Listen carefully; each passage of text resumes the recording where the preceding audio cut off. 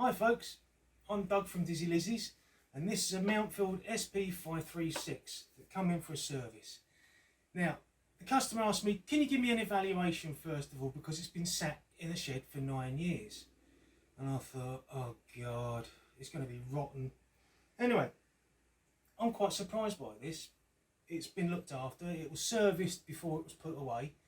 The oil's clean, the spark air filter was clean. I haven't checked the spark plug yet, but I've actually had it running. We put some fresh fuel in it, and because this has probably been put away before E10 or E5 was available, it's only had non-ethanol based fuel in it, and that's probably the reason why it started and run.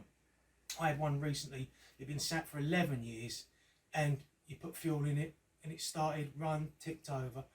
But I'll still take the carburetor apart to see what the carb is like after it's been sat for 9 years with non-ethanol fuel in it.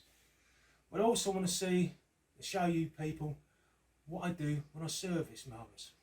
And people just think, oh, you just do this and do that, and oh, can you sharpen it? Oh, can you change the oil? Yes, that's all part of the service.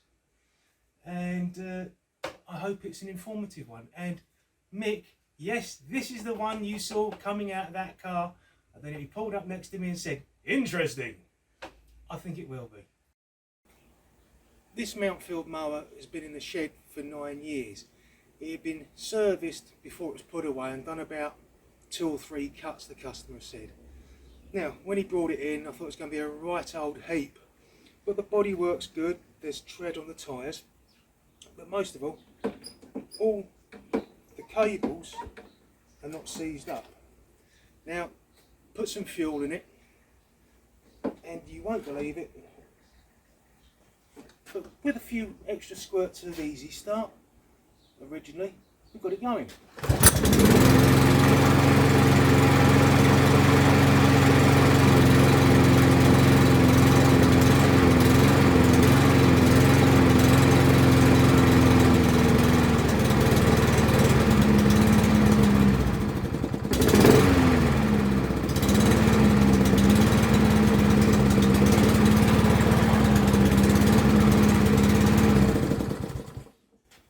I was quite surprised myself. I'm quite looking forward to going through this because I'm interested in showing people how and what is involved when I service a lawnmower. So, part 1 of a service.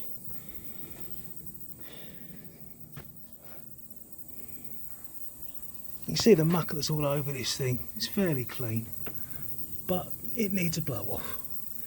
That's the first thing. Right, that's the muck and debris blowing off. I've even blown off underneath here. There was a bit of muck underneath there. Now, next thing is to run it up and drain the oil.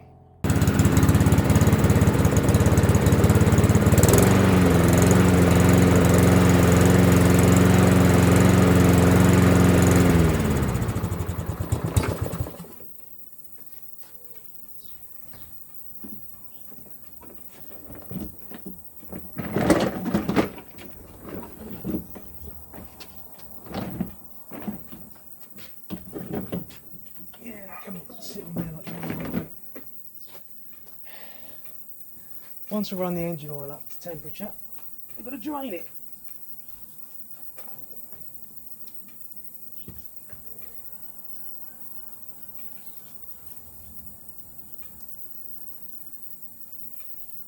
Handy way I found of holding it in there.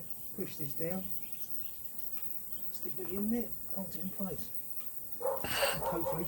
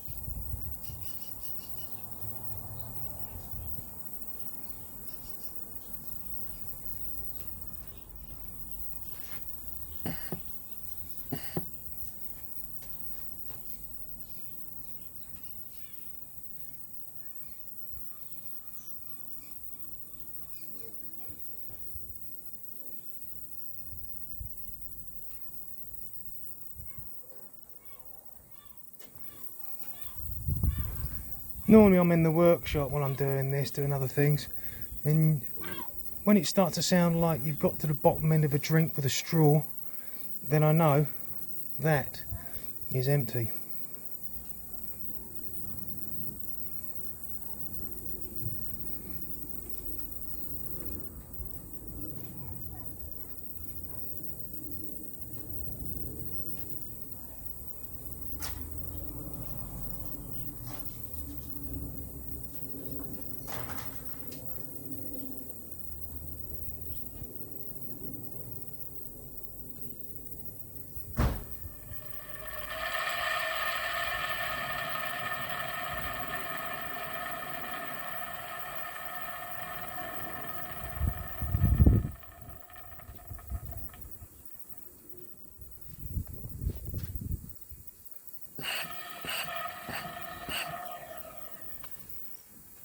Always give it a few pumps to suck the extra oil out there, and I put it over the top of my oil bin.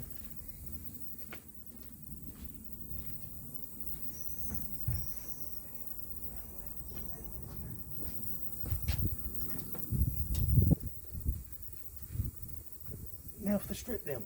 Right, next stage of the service, taking the plastic off and stripping the machine down.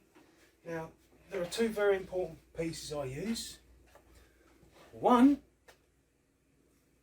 is a mushroom box, because £1.30 now, they used to be 80p, but you do get a free load of mushrooms with it. Also is one of these. Now you might have seen them being used for Tesco's, Sainsbury's. These end up being all over the place. And what I do is, for jet washing, when I take the pumps off of here, I put them in here. So it's one way of keeping them clean. Right, so first thing to come off, red cover. You've got 3 screws which are full of muck, so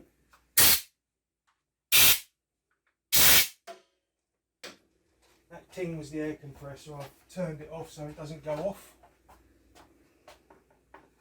Undo these 3 screws. Each machine's different how it comes apart, but for this machine, this is how it comes apart.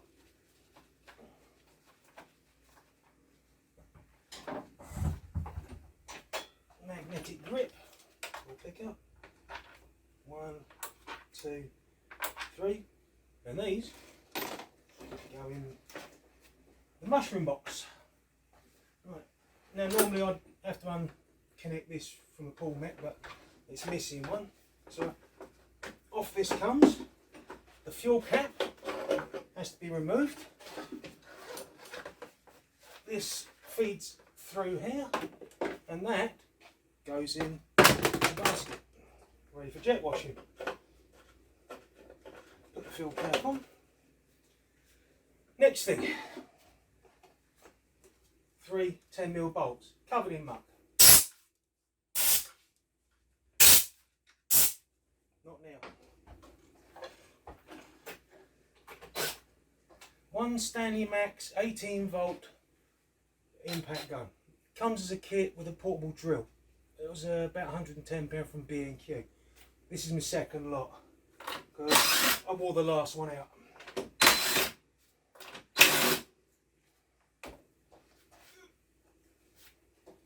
They are bloody good though. It took them 3 years, and the drill was still going, so I gave it to my next door neighbour, and that was like a portable drill and 2 batteries. Bolts, sorry, nuts into the bolt cover. Right, this comes off. I always pull it out.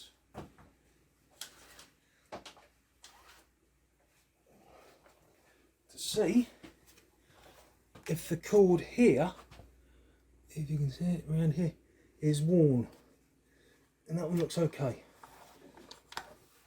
But, oh great.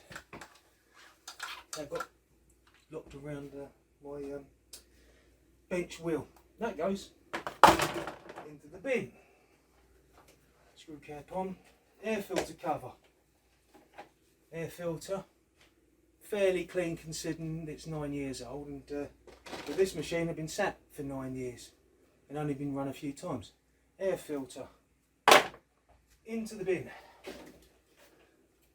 Because I'm doing a carb clean, I'm taking the carb off.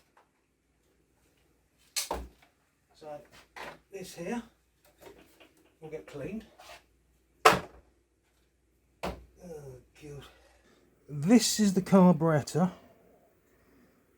before I've even touched it and cleaned it.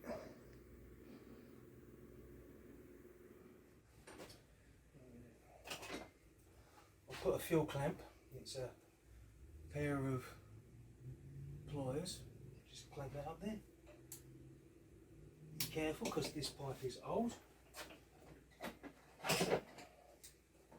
Then I remove the spring clip that goes around the fuel pipe.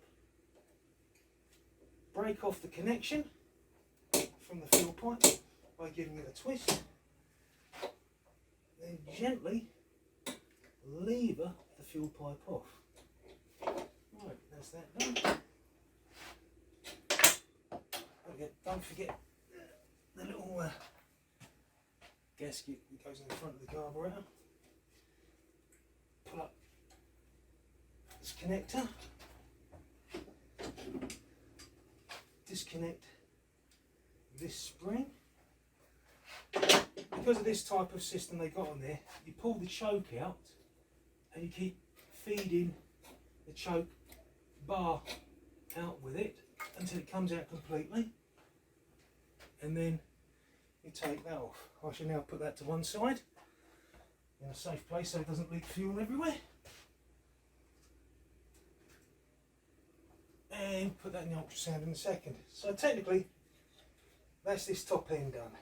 Now there isn't much fuel in there, but I'll still do this. Plastic bag. Be very careful when you put it over the top. Some systems, when you tip the machine back and you've got a full tank, it won't leak. Some of them, quarter of a tank, it just floors it everywhere.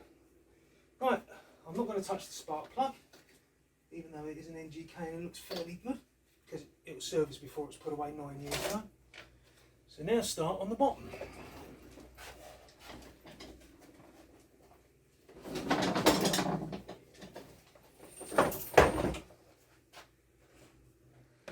Right, now comes the bottom service, or dismantling the bottom. Right, now let's do the bottom of the mower. 14mm bolts, impact gun, and I always put that back in. Stops that from falling out. It's not too bad, but I'll show you how I sharpen the blades in the video, or that part of the section. Put that impact gun over there because it's not needed. Now it's have a quick clear up. I've got a bin down here. It's empty at the moment. And what I do is I clear some of this muck off.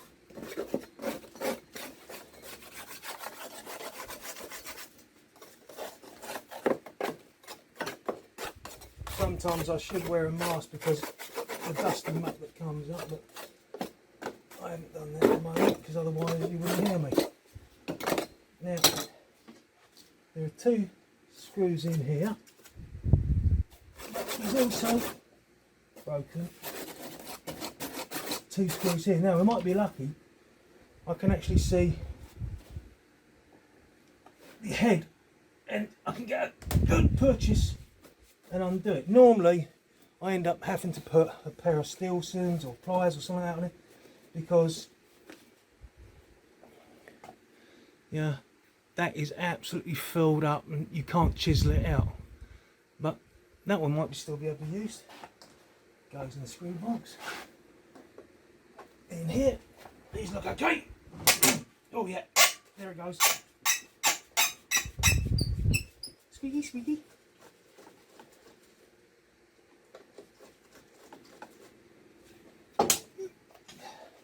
Magnet pick up cool. There it comes. Yeah. That'll just clean up. Might go back. See if we can be lucky. There's a quick blow out.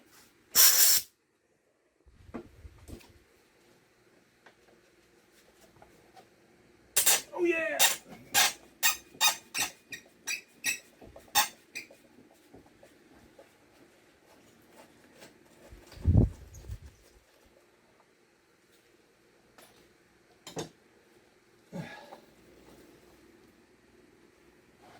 This is why I take these off.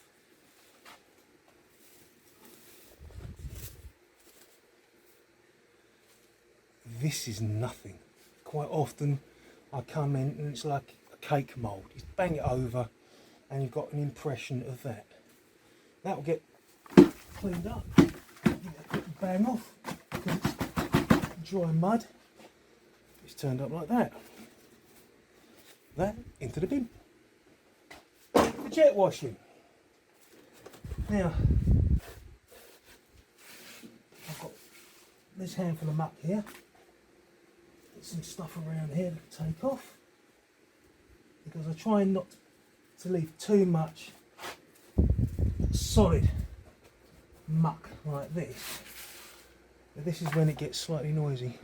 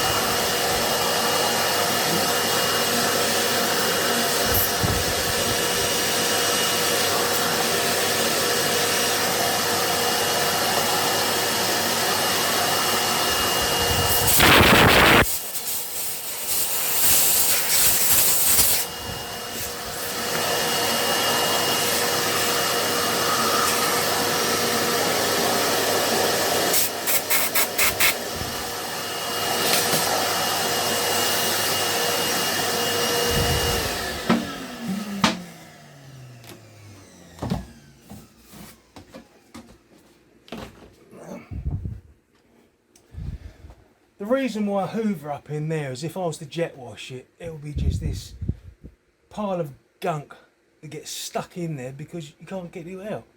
Whereas if it's dry, I can blow it about and put the hoover on the end of it to suck the muck out. But now it's ready with a bit of extra scrapage off here and there. It's ready for, oh my God,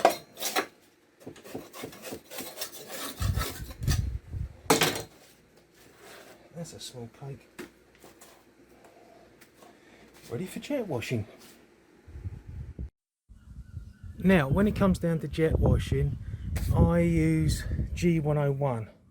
I then pre-mix it down to 4:1, and then on my little Titan jet washer, you've got this little bottle here.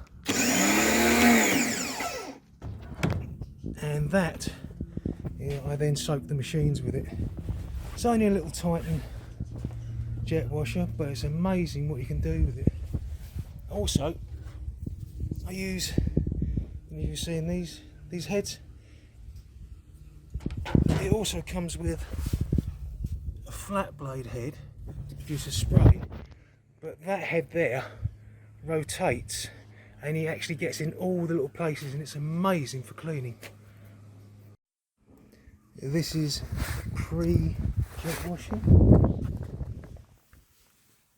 You should get all the muck out.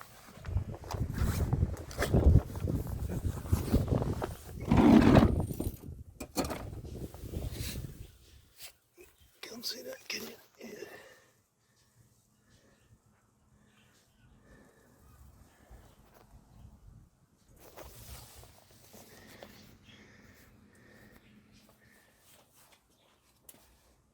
Right, now I'm dressed up in my rubber gloves and my waterproof trousers. Let's get cleaning.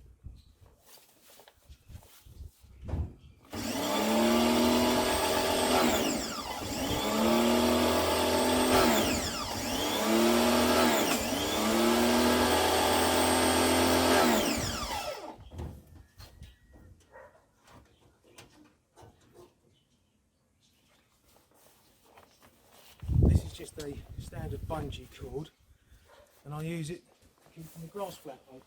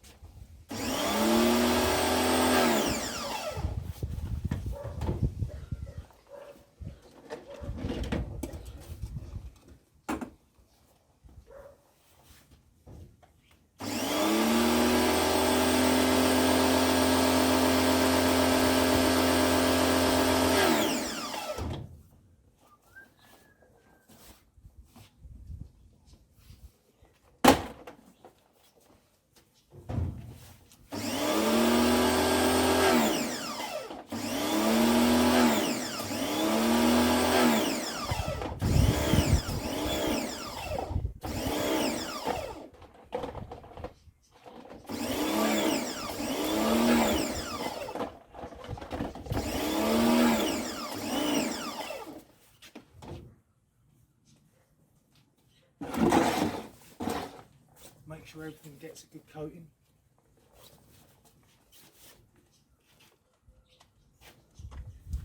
And lay out the soap for a little bit.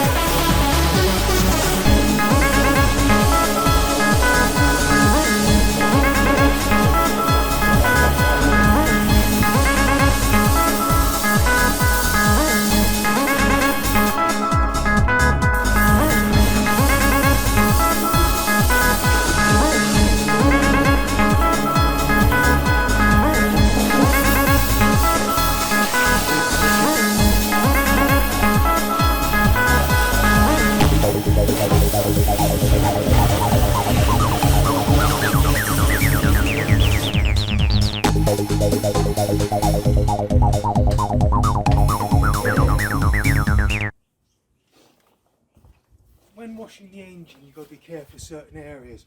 Carburetor inlets, electronics, all sorts of areas you've got to be careful, so you don't go right over the top with the jet washer, you leave it at some distance.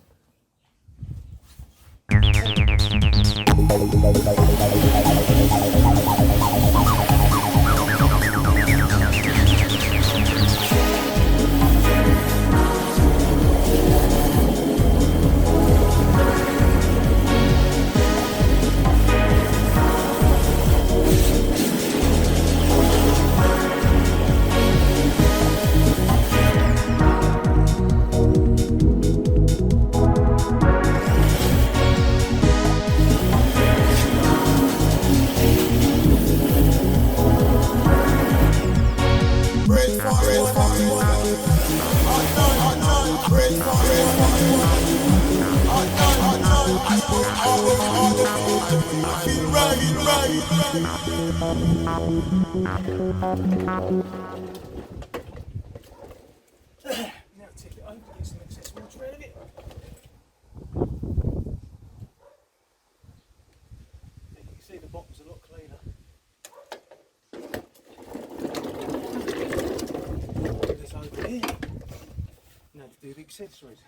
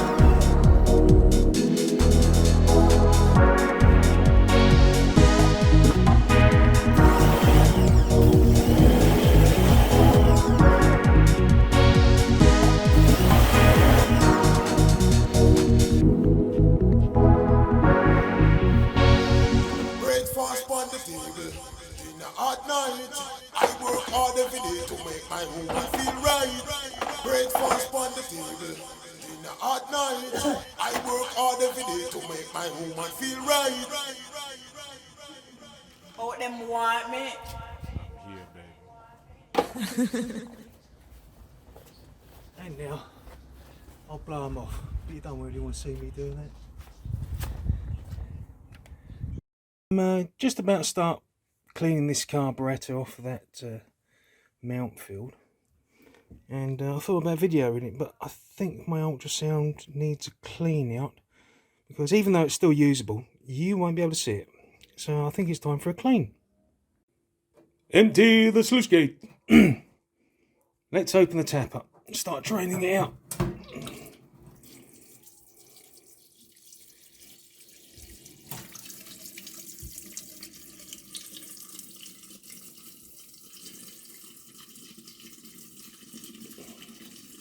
Now, you might wonder what this is.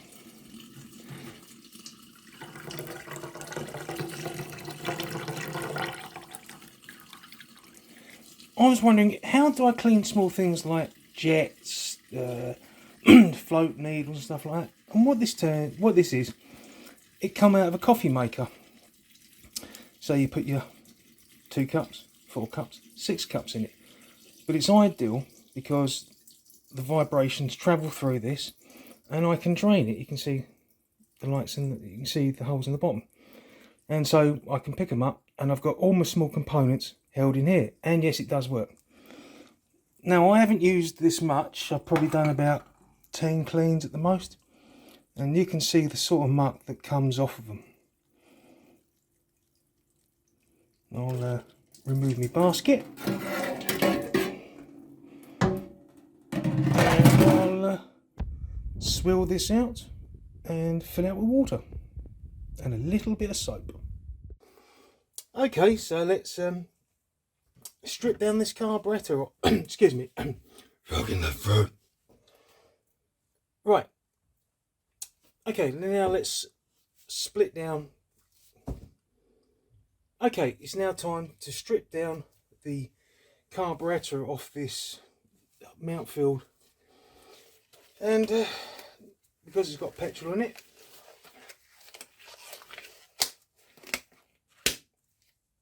protection. Because my hand's split up, I've got splits in my fingers and all sorts of stuff. Anyway, let's take it apart. 10mm Fat Max.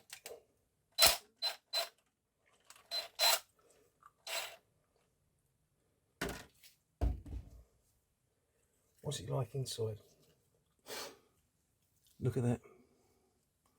That's been sat 9 years and probably maybe had on its last cuts ethanol based fuel. No muck. Pardon me. Oh, and if you're wondering, this is a pardon me. If you're wondering, this is a dual meal, you know, mashed potatoes, such and such. Another helpful item. I had 2 of them, so now that's got petrol in it, which I can examine, see if it's got muck, water and such like that. But for the other parts, I can now take them off, drop them in here, go to my carb drawer, remove the tick over.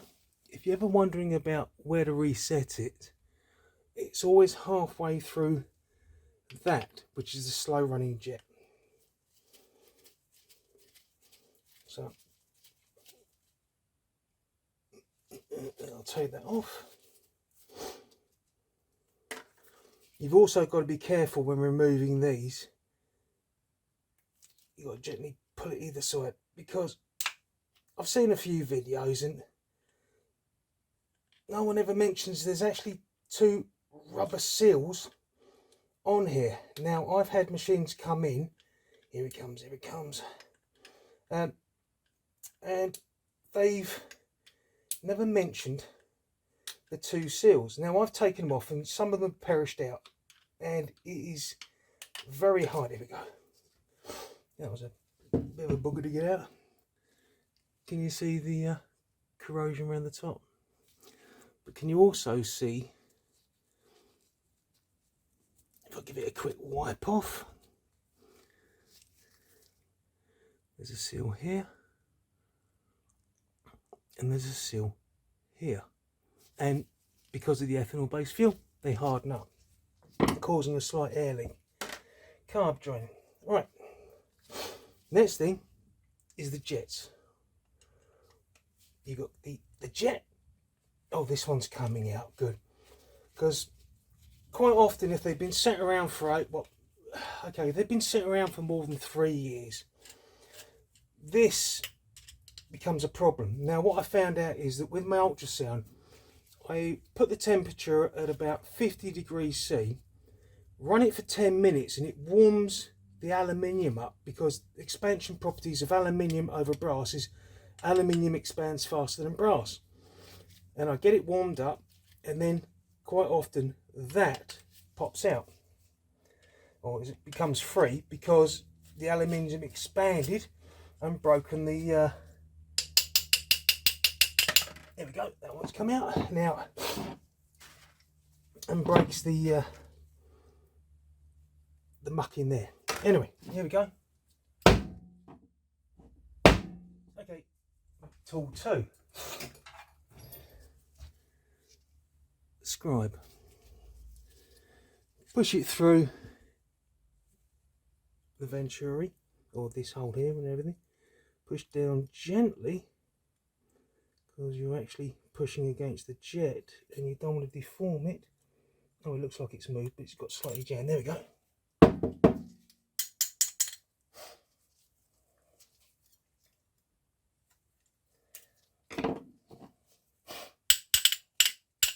Easy wheezy, let's get busy. No, you're not going to come out. Right, okay. The alternative is, if it's moved, just push that in, push it that way, and eventually it will come out.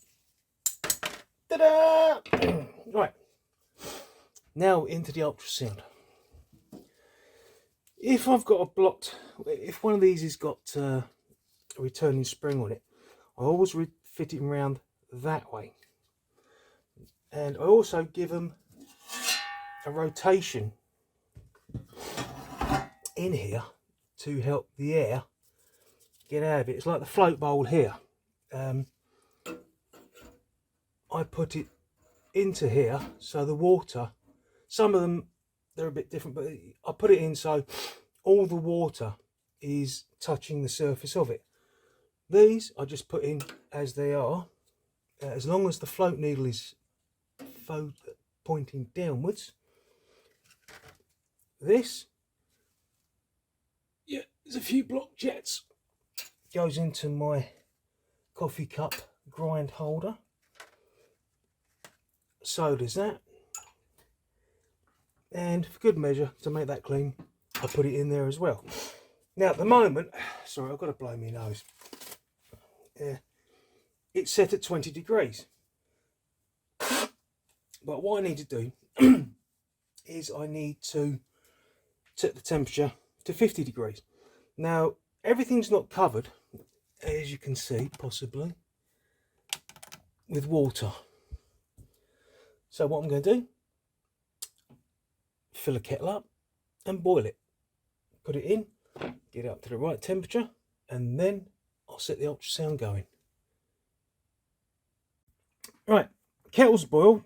It shows you 21 degrees. On my ultrasound I can set the temperature up and down, and to actually heat it, it does that. It starts flashing to tell you that it's below. So what I'm going to do is turn it off. I've set it for 25 minutes, and here's my kettle. See what temperature it gets up to. Now I'm going to gently fit it in here. I'll pour it in, and I'm going to pour it around so it 24, 25, 26, 27. I'll just put this over here so it's out of the way. 29.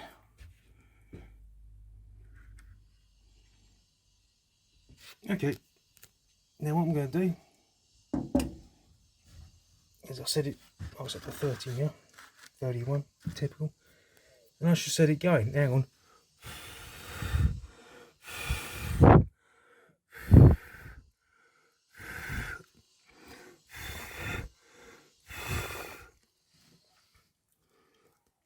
This is what an ultrasound does. I'll leave it on for a few minutes, or a little while, and because otherwise it's bloody noisy.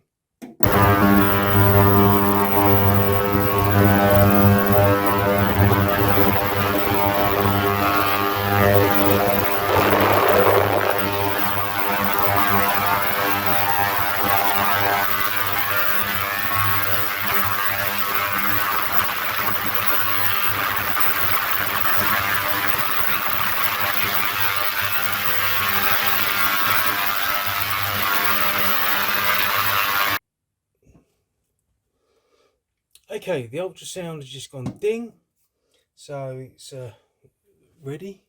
This, if you can see it, is the muck that I took out the car, well, the fuel that come out the carburetor. There's some bits and pieces in there, but it's not the worst I've ever seen. I'll put that over there. So now, got a new, clean split box.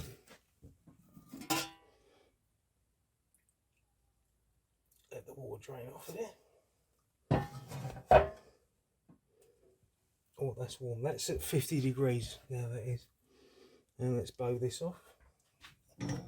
This is the float needle and float bowl.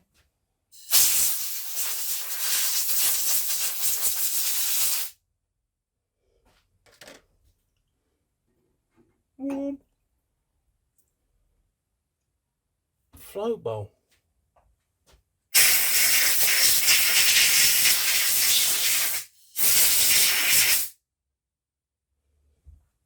Oh, sorry. Well, that's cleaner than what it was before.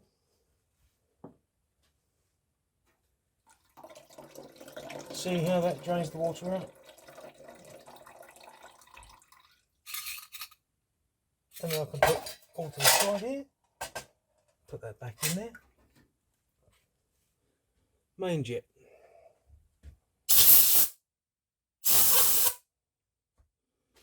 Hold it up to the light. Nice and clear. Emulsifying tube. Oh, where's my lottery ticket winner? Sorry, I've got the pipe around me, wrapped up, airline wrapped up. Right.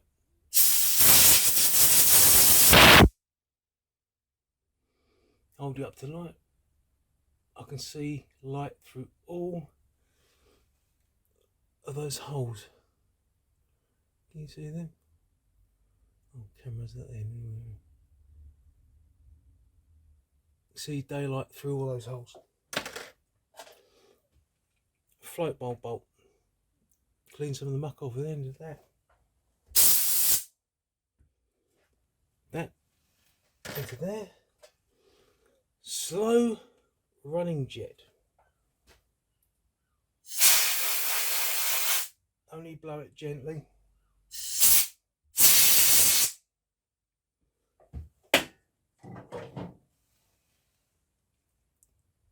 That's a lot cleaner than it was before.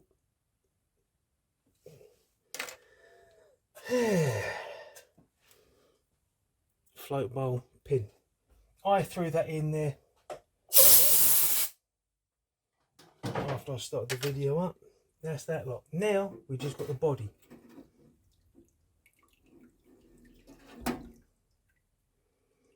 Move it around, you can see there's water still pouring out of it because you've got all areas which contain liquid. But I'll blow this one off out by the door.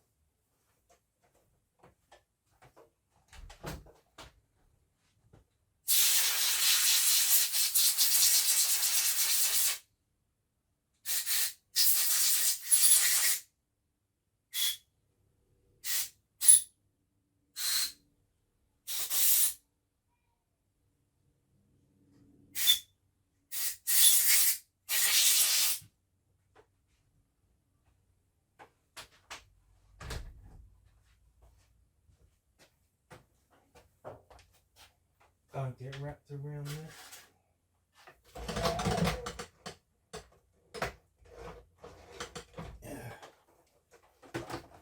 Sorry, airline causing me slight problems. Right, now I've finished with this, I can turn it off. And considering I don't know if you can see it. I'll tip this over. This was a freshly cleaned carburettor. Can you see the amount of muck in the bottom?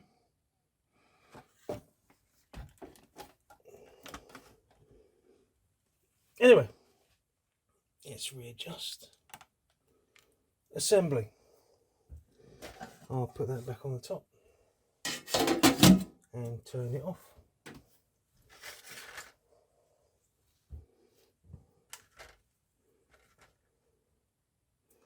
There's a little bit of stuff. Ultrasounds aren't the ultimate. They don't produce everything ultimately clean. There's sometimes where, can you see on that? There's a bit of residue. So what I do is a very fine brass brush.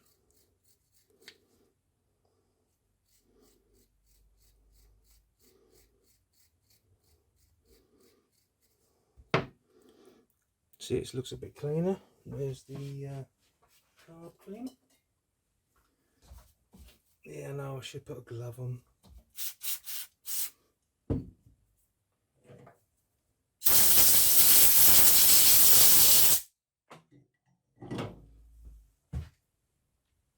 Can you see how that looks? A bit better. Right. So that goes into here.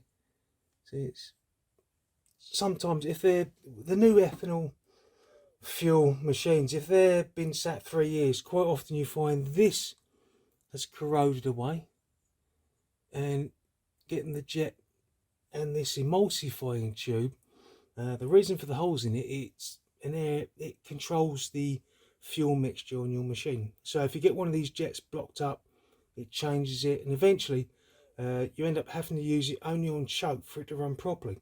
Clean that out, runs perfectly. Anyway, that goes in there. This goes in there.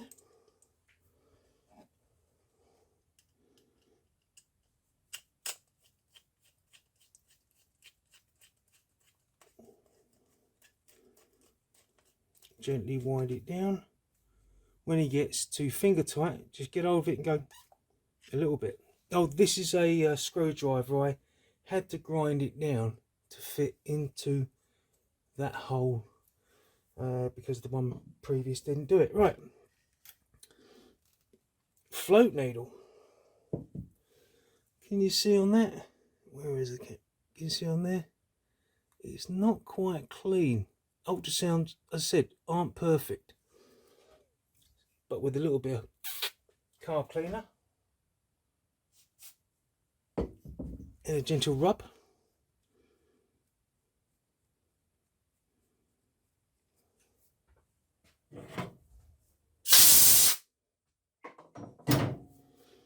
that now has no step in it, so that won't cause the float needle to leak. Right, next part. Float needle into there, float bowl, pin.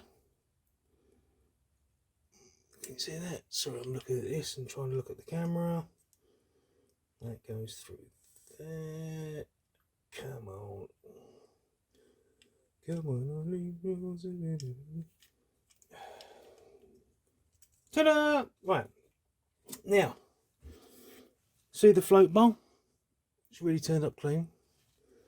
It's still rough pitted. It's obviously had something happen to it inside there, but the coating you normally see on the inside of this is gone.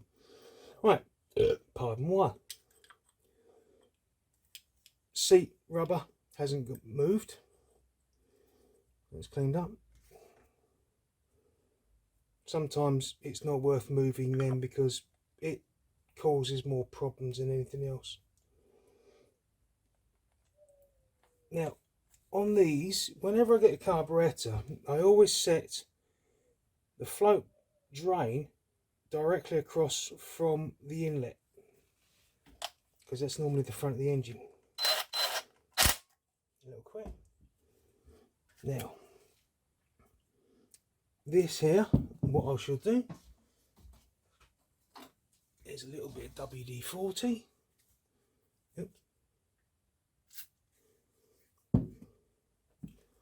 to help push those rubbers into the body so they don't split, because as I said, this machine hasn't been used in 9 years, so things are a bit old and yeah, crotchety, just like me.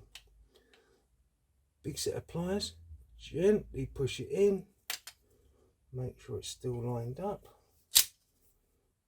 A little tweak here, let's see, it's lined up there. On the bottom of the float, bolt nut, and gently make sure that it goes in all the way. Throttle bolt, throttle controller screw, tick over. I've always been wondering, where do you set them, and I've always set these. So where you've got that slow drive air vent, I set this, oh god, I'm out of screen. I set this so it's halfway across there, or as near as there, mate. Right, I hope that made sense, and I shall now put this back on after I've jet washed the lawnmower.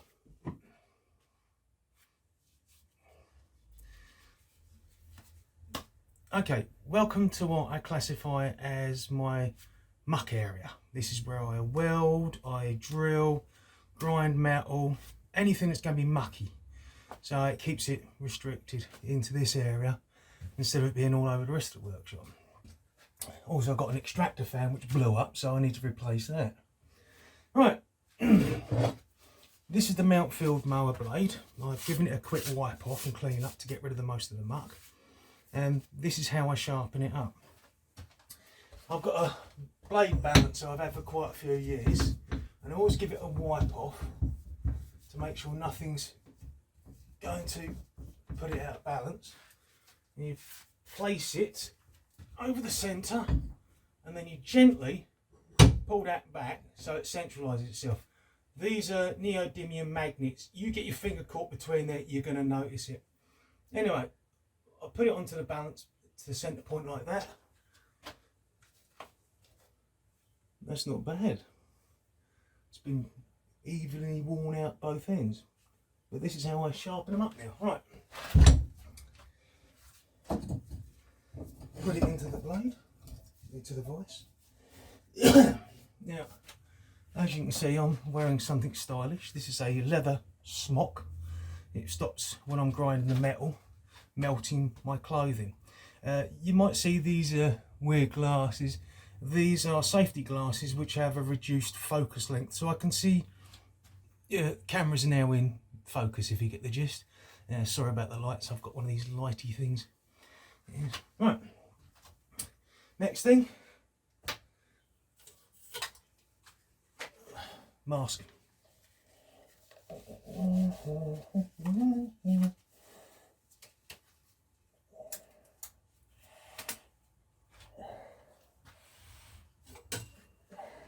Air defenders.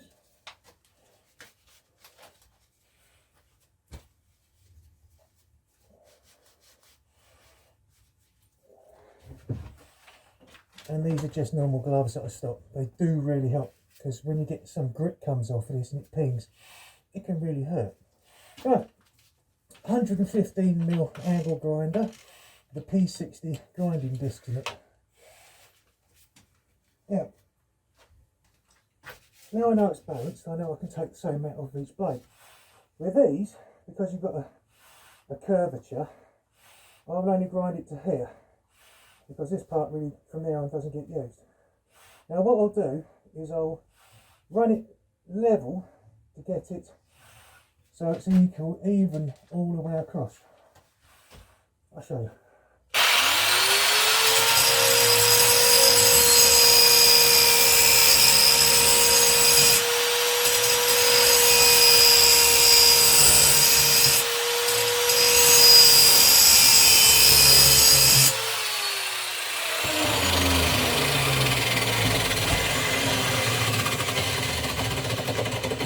Can you see that mark there? It's equal all the way along, and it gives me a mark to where to grind to when I now put a 30-degree angle on it.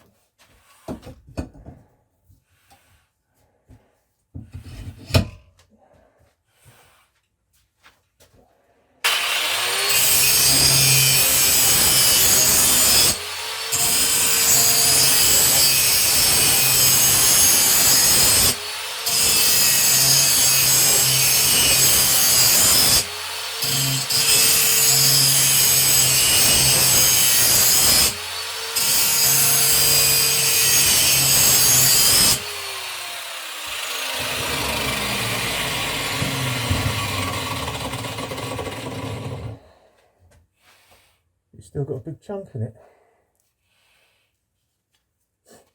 I undercut these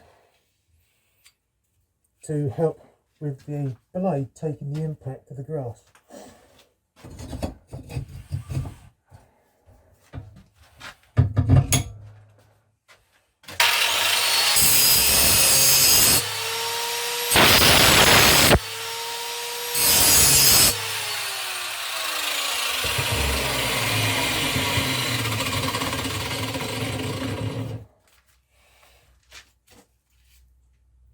See that chunk? It's mainly gone. Yeah, I could sit there and grind loads and loads of this off, but then that would mean the customer will probably have to go and replace the blade sooner, and a small little dink like that is not going to make a difference. Now, the other side.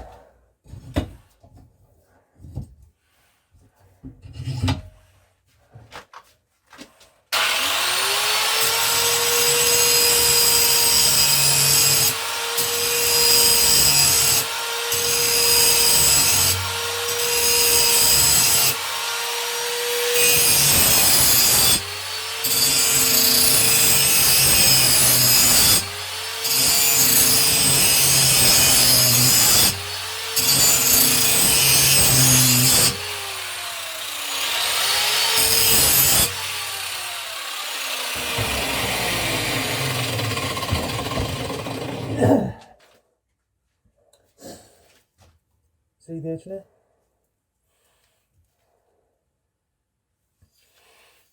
Right, let's see if it's balanced.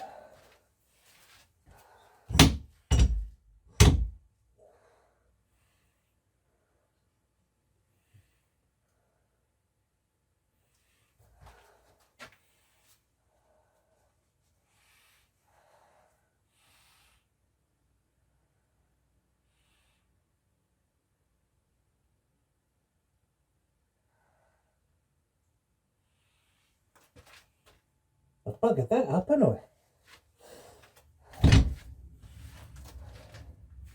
I see why. Take it off of there.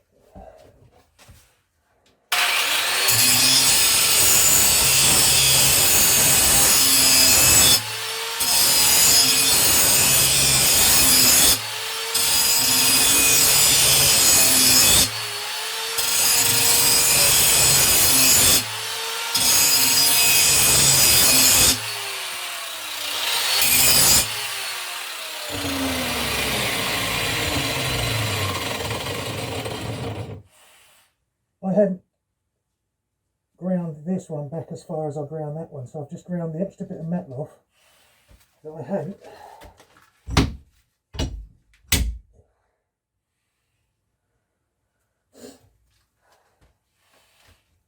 Now it's right.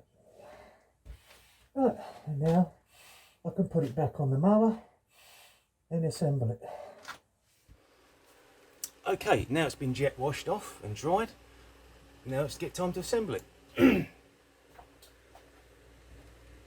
Jet washing's not perfect. You still end up seeing a few bits of muck here and there, so quick airline blow. And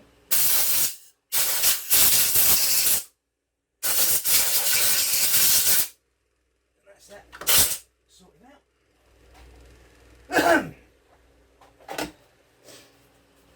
The cover. You can see it's come out, but it's still got a few bits of muck on it. So I'll just give it a wipe over. Just a cloth.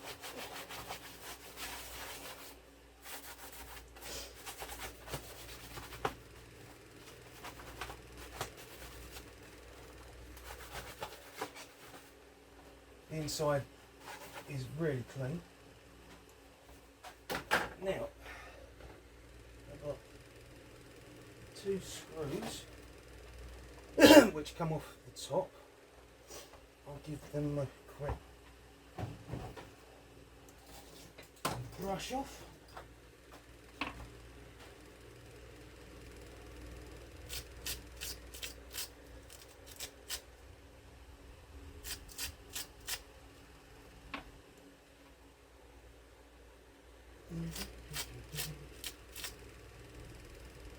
So if you can hear a noise every so often, I've got a fan going on there. It's really humid. It's just rained and warm and evaporated off, and I'm sitting against here. Right, that's those 2 for here and here.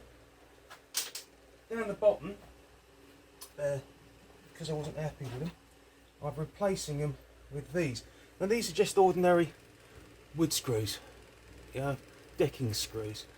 4 by 40 or 4 by 30 mil with a washer over the top to help it hold it in. Oh, and I'd like to thank whoever not bothered picking this toolbox up, because now I've got my nuts and bolts in it.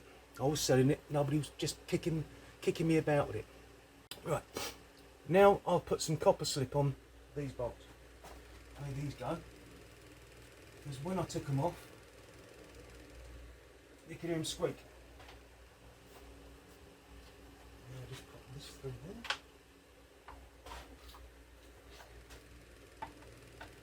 To there.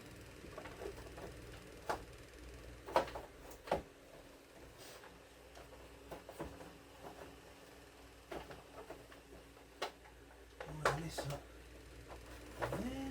That should all literally line up.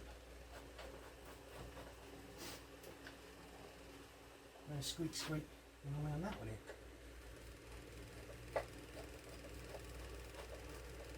And no squeak squeak when around that one here.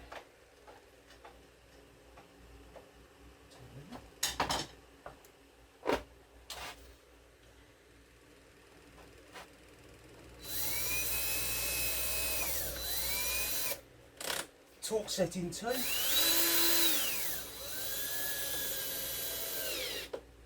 Still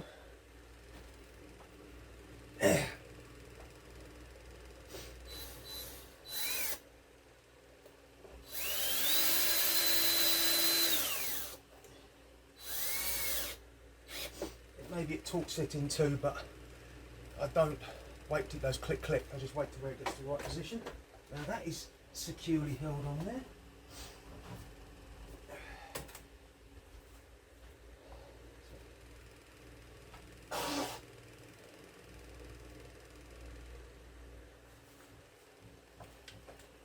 14mm impact.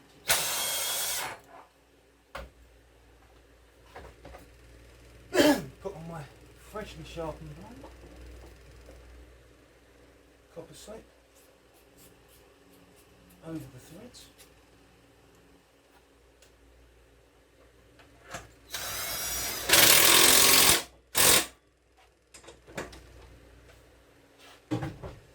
And now check it doesn't hit anything, and it spins round, which it shouldn't do, and that's the bottom end done.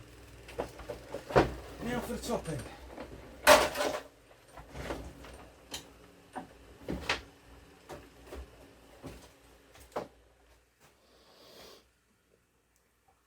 Okay, now let's start assembling. This is the carburettor I took off of it, and you see now it's all nice and clean.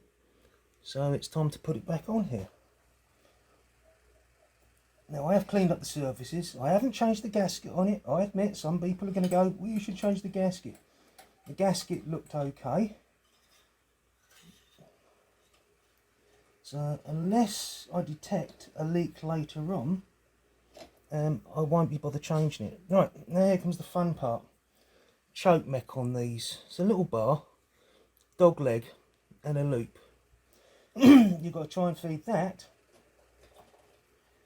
through there at the same time. Aha, done it. Sometimes it can be a real pain. But that now, I'll check. The choke lever moves. Right, so that's okay. Connect up the fuel pipe. Put the clip over it. Right. Now,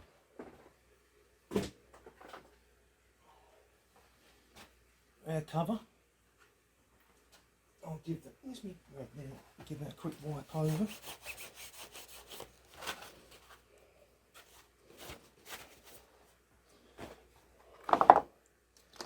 Don't forget the gasket. Flat bit is at the bottom.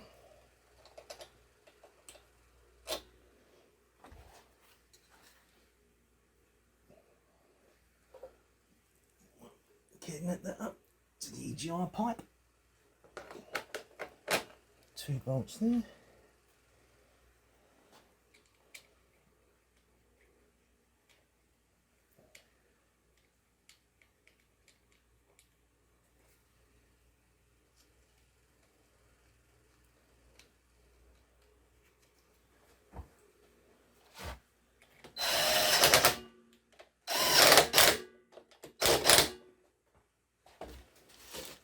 Take the plastic off of the fuel cup. Put that back on there. Give that a wipe around. That was covered by the jet washer.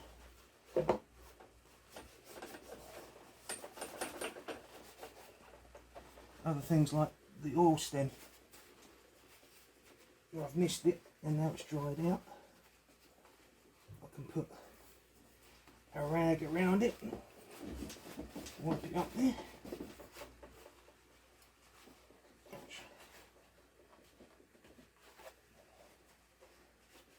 Yeah, that's nice and clean. I also give the deck a quick wipe off.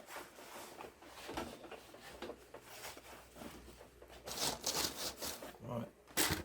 Next thing, check the spark plug. Now it should be okay. It's an NGK. As I said, it's been in there 9 years, so best checking it. That is a small one.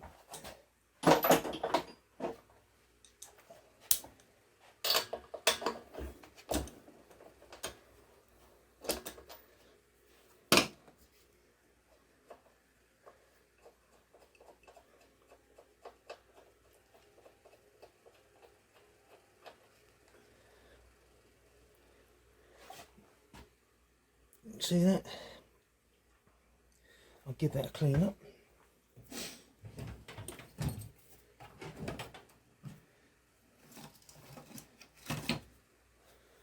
Wire brush. Put the element in the direction you're moving, or the electrode, because you can end up bending it sideways.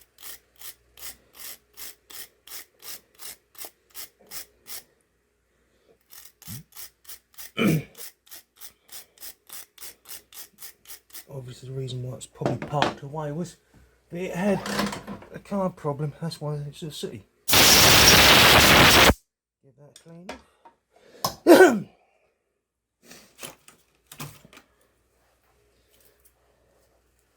Set of adjusters. I set them at 21 thou. Some people say 25, some people say other sizes, but I set it for 21 thou.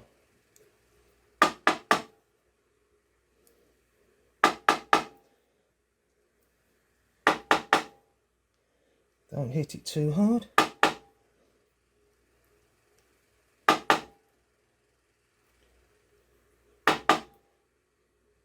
Because otherwise you could end up bending the electrode too much, you have to bend it back the other way. Yeah, that's nice, and that's a nice fit in there.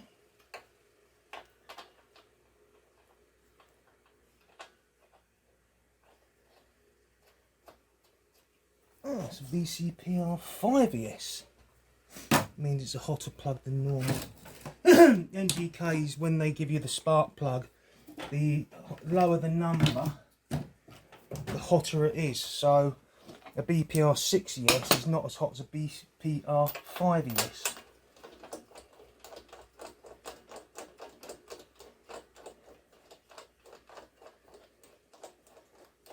Now, as it's been used before, the sealing ring is crushed, so you don't have to turn it through 3/4 of a degree. It's just literally nip it up like that, and that's it done.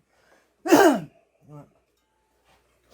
Spark plug cap to do the clean inside.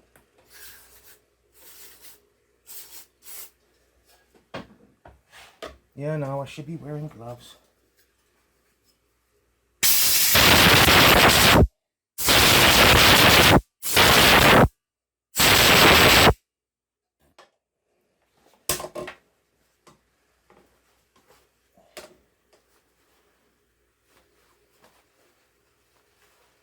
That's cleaner. Any muck that gets inside could cause it to short out. Right, let's zoom out. Right, now to continue finishing the top end of the service off. And just give it a quick.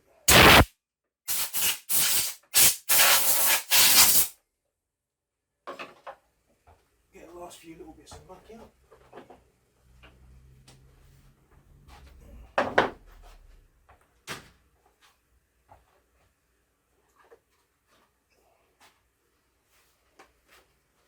Now I check this cord before jet washing it off, but I will pull it out again because this then compresses the spring, so when I put a squirt of oil into it, it gets in there.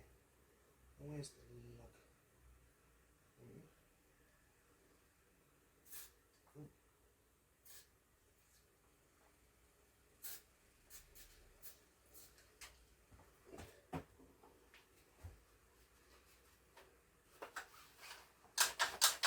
Run it backwards and forwards a few times. Make sure everything comes out properly. Goes in. That's it. Give it another wipe over. As I said, jet washing isn't perfect, but it gets a damn sight lot of crap off and just leaves you the easy bits to wipe off afterwards. Blast it there. Fit it over the top.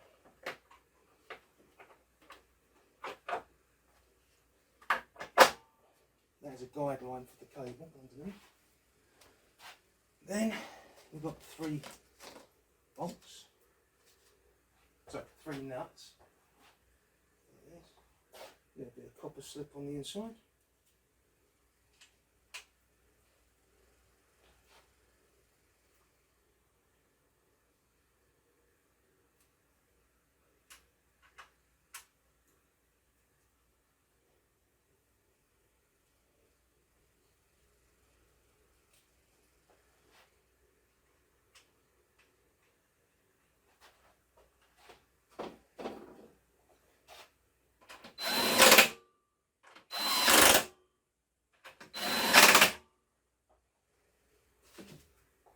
Drop of petrol, literally a drop of petrol. This is what I took out of it because that's all I fitted into it.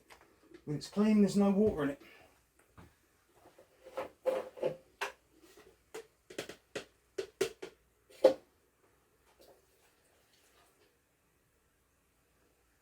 The main thing is it's got more than a bowl's full, float bowl's worth of fuel in it. So if there is any leaks anywhere, I won't have gallons and gallons of fuel coming out all over the place. Put that over there. Next, engine oil.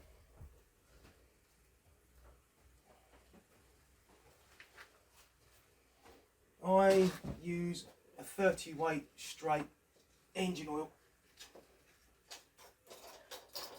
from a company called Aztec. Now, I've been using this stuff for years and I've never had any problems with it. Some people say, oh, you should use Morrison's or whatever. Yeah, you can spend expensive oils, but put a 30 weight engine oil in it. Don't go for one of these funky synthetic ones. Because I had a customer once, he was a biker, and he did the service on his own motorbikes. And he thought, I know, I'll service the lawnmower. I'll put my motorbike engine oil in it, he'll appreciate it. He's went out, cut his lawn, smoked out 3 of his next door neighbours' gardens with the engine oil, with the smoke that come out of the engine, because as it being a nice synthetic engine oil for his motorbike, which was water cooled, these are air cooled. So the oil went straight past the piston, straight out the exhaust, and it actually burnt through half of the oil. Now I've just put half a litre. Alright, some of these take 600 ml, some take a little bit less. It depends on the engine. But I've put 500 millilitres of oil in here. Now let's check it. Some you wind in.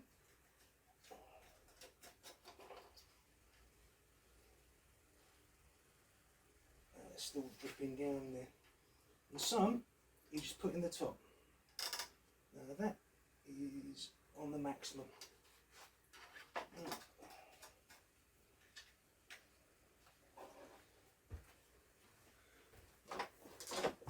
Next thing, top cover.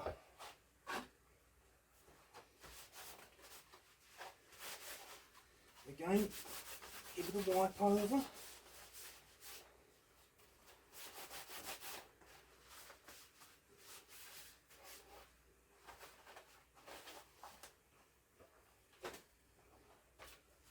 These ones here, feed the pull cord through there. Take the fuel cap off.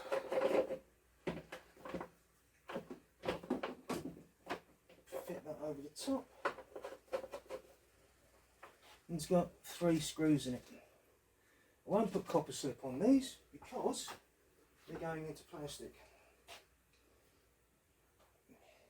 It's just my preference. Some people say, well, you can copper slip them. Yeah, you can copper slip them with the plastic, but I don't.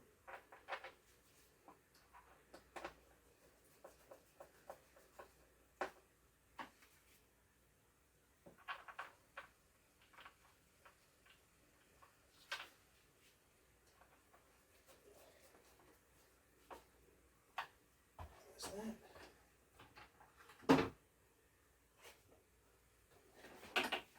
Air filter cover, little soft brush.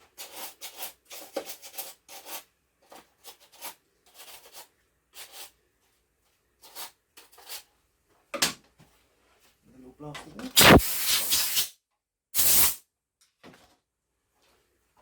Quick wipe over.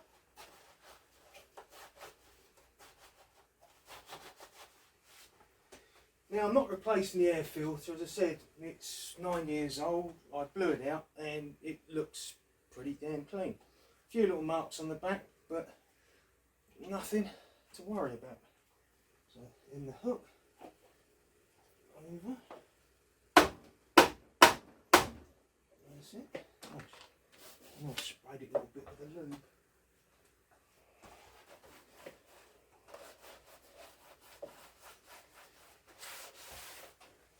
So, last little bit.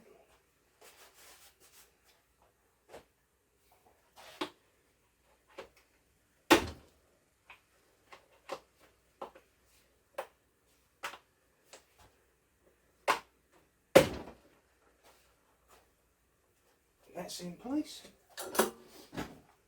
Pull that up. So it goes over.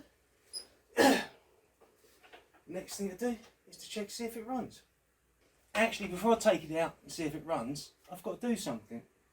Lubricate the rear axle and front axles. What I do, get a bit of timber, place it up underneath the front so the wheels are off the ground.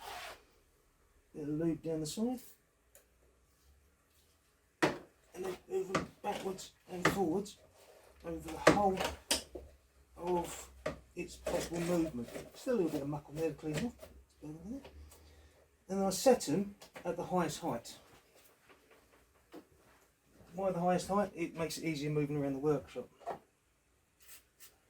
Something I should have done earlier. I've got so much on my mind at the moment with work and other other bits and pieces. Right, I'll do them up there, okay. Again, rear axle.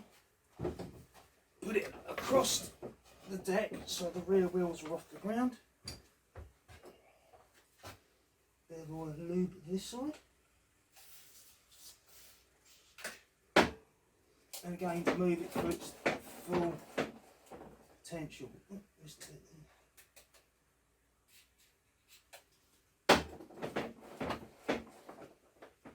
Right, now that's all done. And they were easy. Let's take it outside and see how it runs. Typical, it's just started to rain, so I can't do a better outside test. But anyway, choke mech, lever in, first pull.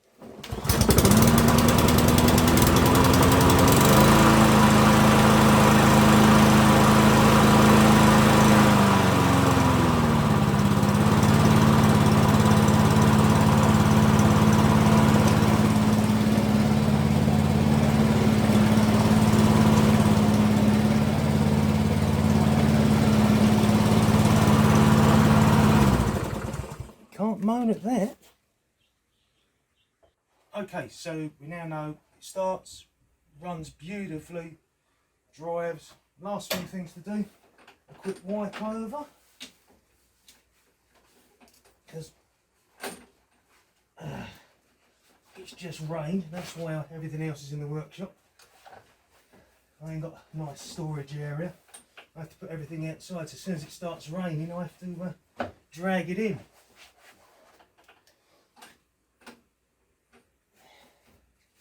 Or put it under a tarpaulin. Right, I had out of video lubricated the cables and they don't squeak anymore. Now the last thing, zip ties.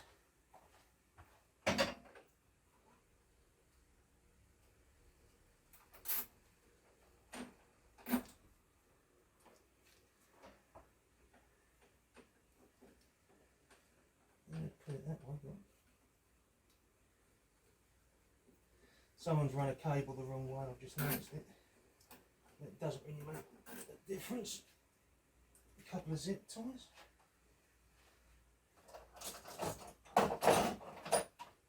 Trim them back.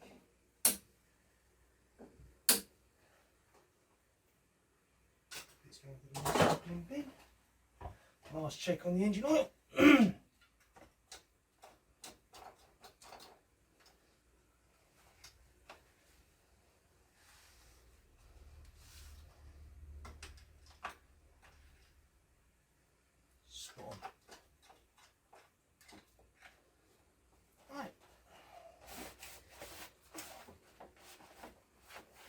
Quick dry off.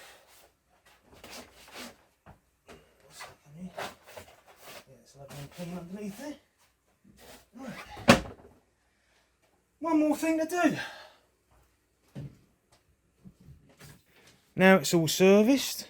There's one thing left to do, and that is adorn it with a Lizzy sticker.